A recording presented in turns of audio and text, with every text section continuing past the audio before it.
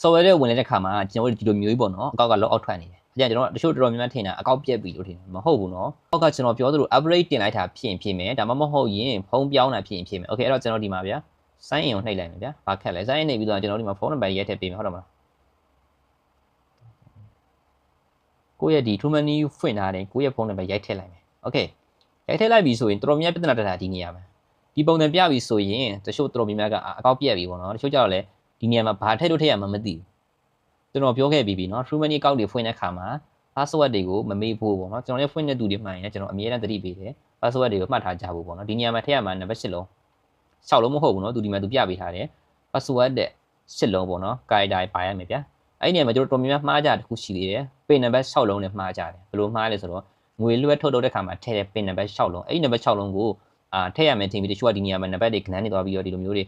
6လုံးကြီးခဏနေကြီးသွားရိုက်နေတတ်တယ်။ခိုင်ရိုက်တဲ့ခိုင်ရိုက်တော့ဒီလိုမျိုးပြနေတယ်။ဝင်လို့မရအောင်။ तू တောင်းတာ8လုံးကိုတောင်းတာ6လုံးတော့ထည့်နေတယ်။ Okay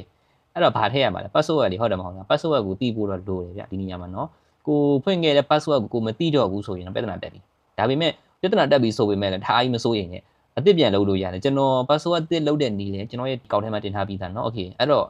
password မေးဆိုတာကျွန်တော်ဘာလုပ်မလဲဒီမှာ forget password ကိုနှိပ်မယ်လေဗျာ forget password နှိပ်ပြီးဒီပေါ်သုံးမှာရှိတယ်ID ဆိုတဲ့နေရာမှာကိုယ့်ရဲ့ passport နံပါတ်တွေထည့်မယ်ဒီမှာဖုန်းနံပါတ်ကိုယ့်ရဲ့ဒီဖုန်းနံပါတ်တွေထည့်မယ်ပြီးသွားပြီဆိုရင်ကျွန်တော်ဗီဒီယိုထဲမှာပြထားတဲ့တစ်ဆင့်ချင်းလောက်သွားပြီးတော့ password အသစ်ပြန်ချိန်လိုက်လို့ရတယ်ဘာမှမခက်ဘူးเนาะ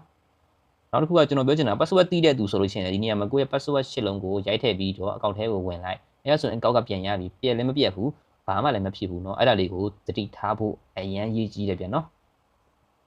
ဟုတ်ပြီအဲ့တော့ကျွန်တော်လက်တွေ့ပြမယ်ကျွန်တော်အကောက်ကိုကျွန်တော် password မှတ်မိတယ်ဗျမှတ်မိတော့ကျွန်တော်ကထည့်လိုက်မယ်เนาะဟုတ်ပြီကျွန်တော်ဒီမှာကျွန်တော် password ကိုထည့်သွားလိုက်တဲ့အခါမှာအားလုံးတွေ့ရတိုင်းပဲ OTP ကျလာမယ်ပြီးရင်ဒီမှာကျွန်တော်တို့ OTP ကျပြီဆိုရင်ဘာမှလုပ်စရာမလိုဘူးဒီကောင်လေးကိုနှိပ်ပေးလိုက်ပဲပြီးပြီဒါဆိုရင်တော့ကျွန်တော်တို့ရဲ့ကောက်ကဒီမှာပုံမှန်တိုင်းပဲပြန်သုံးလို့ရပြီเนาะဒီမှာပတ်စံနေလည်းရှိတယ်ဘာမှမပြောက်ဘူးအကောက်လည်းမပြတ်ဘူးโอเคဒါလို့ဆိုရင်တော့အားလုံးလဲနားလည်မယ်လို့ကျွန်တော်ထင်နေဗျာเนาะတချို့တွေကကိုယ်အရေးကြီးလိုအပ်တဲ့ဟာလေးတွေကိုတော့မှတ်ထားပါသတိထားပါလို့ပြောချင်ပါတယ်ဗျာเนาะ